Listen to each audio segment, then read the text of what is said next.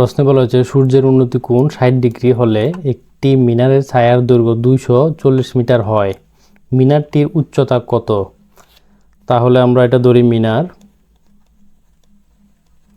মিনারের উচ্চতা আমাদের নির্ণয় করতে বলা হয়েছে।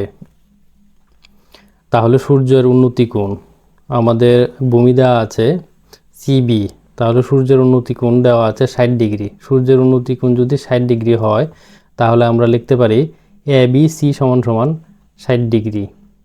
বলা হয়েছে সূর্যের উন্নতি কোণ 60 ডিগ্রি হলে একটি মিনারের ছায়ার দৈর্ঘ্য 240 মিটার হয়। তাহলে যদি আমরা ধরি মিনারটি এটি, তাহলে এটার ছায়া পড়বে এখানে, তার মানে এখানে ভূমি দেওয়া আছে 240 মিটার। আর লম্ব বলতে পারি আমরা লম্ব এসি আমাদের বের করতে হবে। ভূমি দেওয়া আছে সিবি = 240 মিটার এবং ABC কোণ দেওয়া আছে 60 ডিগ্রি।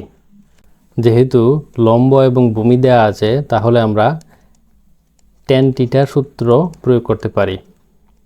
tan θ মানে লম্ব বাই ভূমি। তাহলে tan θ মান দেওয়া আছে 60 ডিগ্রি। tan 60 ডিগ্রি = লম্ব এসি আর ভূমি দেওয়া আছে 240 মিটার। তাহলে tan 60 ডিগ্রির মান আসে √3।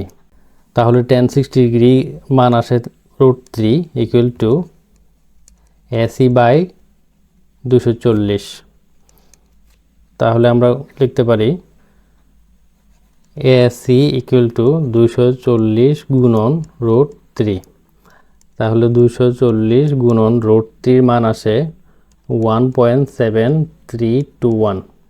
তাহলে এটা ক্যালকুলেশন করলে আসে 415.69 মিটার। এটাই হবে আনসার।